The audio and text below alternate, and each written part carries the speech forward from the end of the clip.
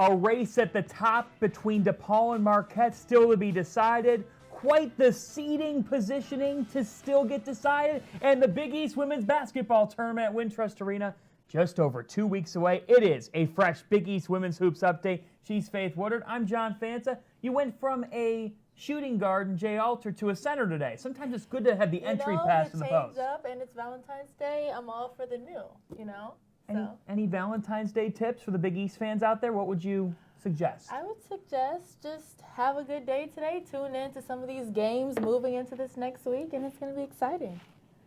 Faith Woodard, she's got it all. I bring the post element. Jay brings the guard element. Faith can do it all. Speaking of doing it all, let's get the top plays from last weekend, and there's plenty of them, as we begin with the Marquette Golden Eagles. They've got so much great guard play. How about the bounce pass? Hide him in a Blockton. That's crazy. Blockton's always ready to play. At number 4, Wildcats getting the steal. They're the best defensive team in the Big East statistically. And then Mary Gadeka just says, I'm going to back you down. That back down is always hard to guard. All of the players on Villanova do it. Number 3. We turn to Georgetown. You know a little thing about this. Deanna White. Look at her just walking off of the court like she made a big-time shot, and it's not even fazing her. Is that how she is mood-wise? All the time. Here is Maddie Jolin. Time winding down at the buzzer to send it to overtime. What a shot. Jolin with the drive, but we're not done with this game quite yet, Faith. As we turn to number 1 in Friartown. This was a crazy double overtime affair, and what happens? Jalen Agnew, ice in her veins. That is crazy. Those are one of those plays that you have to get a hand in her face. She was already scoring 33 points. Look at that just jab and that quick shot. She's a great player. Creighton, the overtime masters. We'll be getting to them in a moment. But Jalen Agnew coming in at number 1. So clutch. And this time of year, you know it, Faith, as a former player, you got to have big-time shot makers. You do, and she's just proven that she's one of those players that can really hit it. 33 points. Like, she is a big-time player that is just really getting it done for Creighton, and you got to come to play this late into the season moving into conference play. We get to our top 5 points, and we told you about that race at the top between DePaul and Marquette. It's going down to the wire, but the Blue Demons, they remain in first after getting 2 wins. Yeah, DePaul and Marquette have just been consistently really great teams that just have been really getting it done this season. DePaul has great players like Coleman and Campbell and even Marte Graves that have really just been doing a good job carrying their team. On Marquette's side, you have players like Heidemann and Blockton scoring in double figures. So I'm expecting them to make a really great splash moving into tournament time, and both of these teams can really get it done. Here's the conference standings, how things are looking. And as you can see, beyond those top 2, there's still plenty to be decided right in the middle of the league. Yeah, St. John's, Seton Hall, Georgetown, there's plenty of wiggle room for both of these teams to really come with it. All of these teams really having great players that can put them in a good position to compete in this tournament. So I would just say, come to play and just get it done if you can. This time of year when you're so deep into conference play, I got to imagine you know what every opponent's probably going to do, and you can't take anybody lightly. How do you focus on the now, knowing that March is coming? You have to just stay focused. You can't underestimate anybody in this league because it's anyone's ball game night in and night out. Whether you're playing Providence, you're playing Marquette, you can't underestimate anyone because Blockton will give it to you if you underestimate her. Yo-Yo on Providence will bring it to you. So it's just tough playing in this conference. We move to our second point here on our 5 things in the Big East Women's Basketball update. And it's the Villanova Wildcats, Faith, that just keep on rolling. I know. Villanova's always tough to play against. I actually hated playing against them when I was in this conference just because they're very consistent. You have players like Alex Lewin and even Adriana Hahn who just been consistently getting it done for this team, scoring in double figures. And they're coming off of a really great weekend against St. John's and Seton Hall. So I'm really going to expect them to carry that momentum over into this next weekend against Butler and Xavier. And not only can the Wildcats stretch a defense out, but they're limiting teams offensively because they've been at the top of the Big East in scoring defense. Yeah, they really put that defensive pressure on, making it really tough for players and teams to just really compete and play the basketball that they want to. Harry's a really good coach, just really getting his team to do what he wants to do night in and night out, so it's always tough. We told you about those Creighton Blue Jays being the overtime Masters, and this is a team that is just, they have found a way time and again to execute late. I have no idea what it is for this Creighton team. They just really always come to play late in their games. They never get flustered. They're always consistent, and somehow when the game is on the line, players like Agnew just really come to play. That jab step, hitting that key shot, all of these players just always come with it when the game is in crunch time. And when I think Creighton, I think of offensive balance. They got multiple players that can always beat you. Yeah, Faber, really great player who can play off of the bounce, can kill you outside from behind the arc, and she can also take it to the hole. So players like Agnew, Faber, they really make it tough for you, and you just always have to come to play because you always have to keep a hand in their face. They're just great players. A difficult team to guard, and Olivia Elger has given them a different dimension this year. As we move to our fourth point, rivalry renewed on FS2 Friday, St. John's, Seton Hall, Carnesecca Arena. They always bring emotion and intensity in these games. St. John's and Seton Hall, that's the battle of the New Jersey and New York, and all of these players have played against each other in AAU in high school. So there's a kind of rivalry going on here. So in covering some of these games, it's just really emotional and tough whenever these two teams match up. Bazzella, Tartamella, get some pasta with that. When we look at this matchup, I think Alicia Kaby, Kadasha Hoppy, there's guard depth there for St. John's. Seton Hall gets powered by Jaquan Jackson. Yeah, the guard matchup between both of these teams, it's always intense. A lot of these guards really play good basketball off of the bounce. They all have really good jump shots, shooting it well from behind the arc, Seton Hall as well as St. John's. So it's going to be really tough, but it'll be the real telltale sign of which one of these guards can really carry their team over the top. I don't know if it's Jackson or whoever it is, but I think it'll be a close game. Is there a key to facing St. John's that you've seen when you've covered them this year? I think the key when you're playing against St. John's, they're a team that really likes to bring that defensive pressure, that emotion, that rah-rah, in-your-face type of defense. You can't get flustered. You always have to stay poised and consistent throughout the game because they're going to bring that defensive toughness every single time they match up with teams in the Big East. It's Friday, 7 Eastern Time, FS2, Fox Sports Go as well. Tune in the other games on the Big East Digital Network. As we head to our fifth and final point, 2 more weekends of regular season play to decide the seeds, but then the Big East Women's Basketball Tournament at Wintrust Arena in Chicago. It is so weird not being able to play in this tournament, this go-around, but the Big East Tournament is always fun. It's always, show and prove time. Which one of these teams are really going to step up? I'm expecting Marquette and just DePaul to really come with it. They've been really consistent in Big East play so far, and so the Big East Tournament will really be tough for all of these teams. And you see how tight that St. John's Seton Hall difference is right there. That's what makes Friday's game so big because you want to make sure that you're staying in a good spot. And those two teams, they're right in the thick of things. Yeah, St. John's and Seton Hall are really in good positions to, if they keep playing good basketball, they can really make a move in those Big East standings right before the tournament. Well, we had a great opportunity to be joined by our good friend of the show, Associated Press's Doug Feinberg. He knows all things in women's college basketball. Here's his breakdown of the Big East. We now welcome in Doug Feinberg from the Associated Press. He covers all things women's basketball. And Doug, just a matter of weeks away from the madness, the Big East Women's Basketball Tournament inching closer. What's your overall takeaways from the conference this year? You know, this is actually the fun time of year. February, people have started getting ready for March, so it's like you fine-tune what you can do.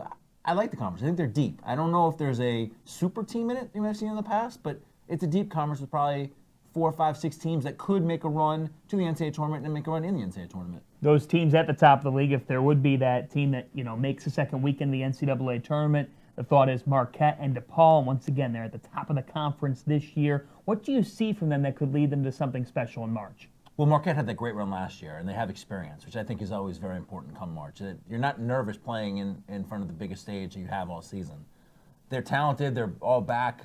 Coach has done a great job with them again this year. They start off a little slow in the non-conference, but have picked it up lately. I mean, that's the thing. You play non-conference games to get you ready for conference in the postseason. So they're playing where they want to be right now. And obviously, Doug Bruno just got a 7-0 win the other day, and he knows how to coach in March and has gotten to the Sweet 16 many times. That he could be another team that makes it the next weekend. But there are others too, I think, that might surprise somebody.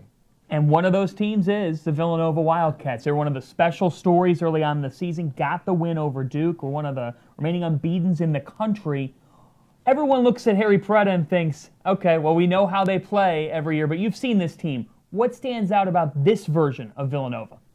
You know, the Duke win opened up eyes for people, but then they beat a pretty good Princeton team right after that, I believe, and they beat a pretty good St. Joe's team. So they had 2 more quality wins after just the Duke win. They're deep, and there isn't a star in a sense. Like, what makes them dangerous is that in his system, any of 5 players can put up 15, 20 points a game, so you can't game plan that, which makes it more difficult. If you play a team has 1 star player, you go, all right, that player we shut down makes someone else beat us. Villanova's got 4 or 5 players that could all put up good nights, and good luck beating them then. Who's the sleeper team here as March nears? There's always that squad that could come out of nowhere, end up on Championship Tuesday. I'm a New Yorker, born and raised. I got to go with my hometown St. John's Red Storm.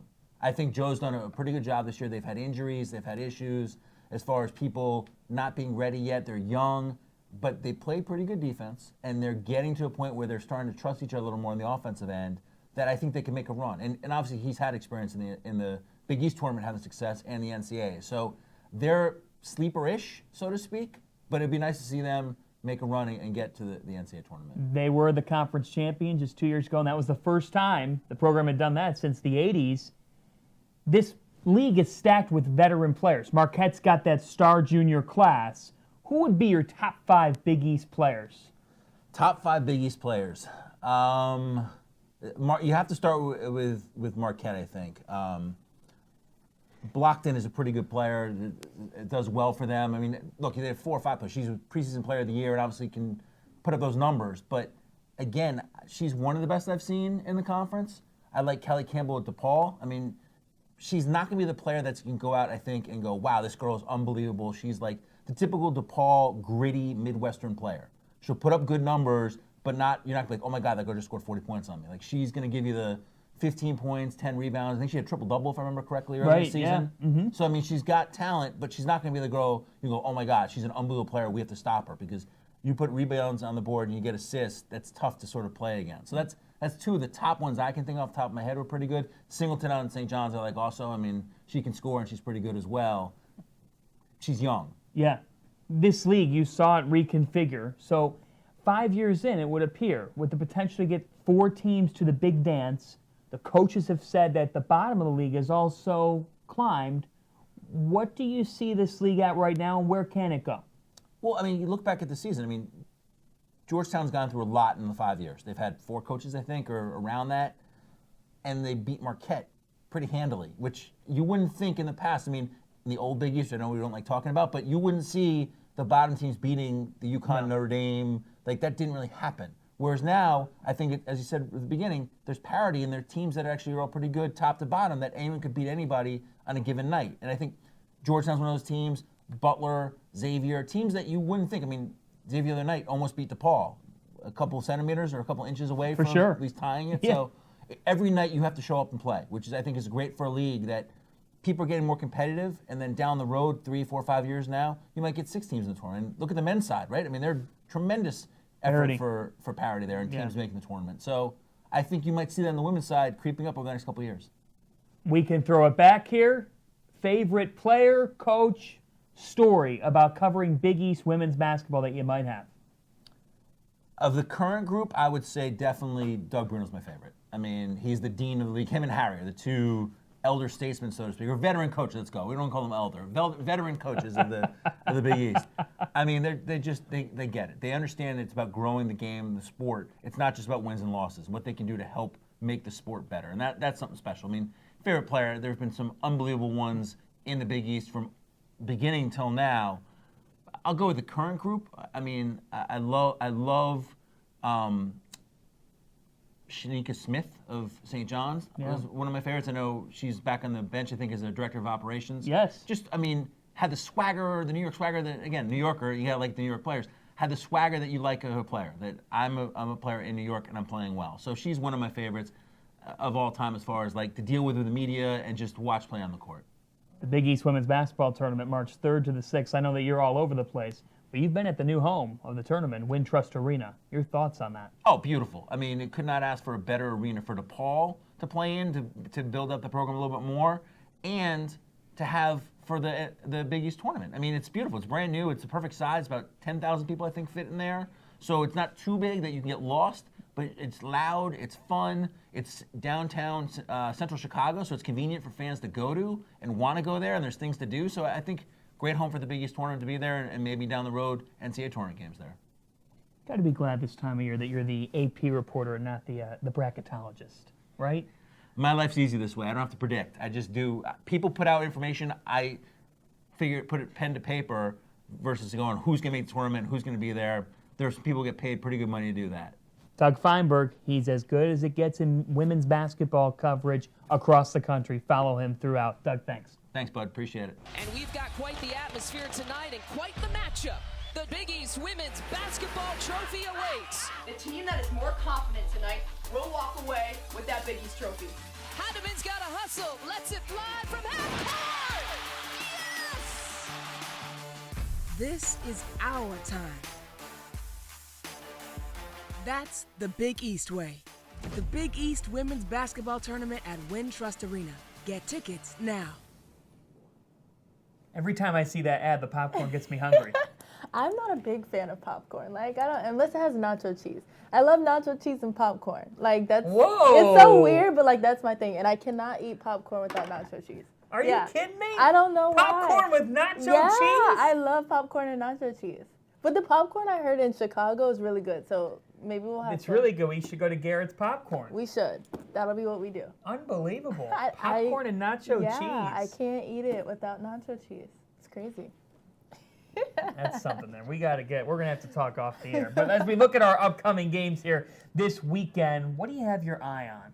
The DePaul and Villanova game, I'm expecting to really be a good game. I mean, who would not want to see Harry and Doug Bruno just really go at it? Two great coaches. I think that'll be a great game. On Friday, you've got 4 games on the Big East Digital Network. Seton Hall at St. John's on FS2, and then there you see on Sunday, a couple more games on the Big East Digital Network. FS1 Sunday afternoon. Cannot wait for Villanova and DePaul, the league's best offensive team against the league's best defensive team. We'll see. Something's got to give, Faith. It's going down to the wire this time of year, nitty-gritty.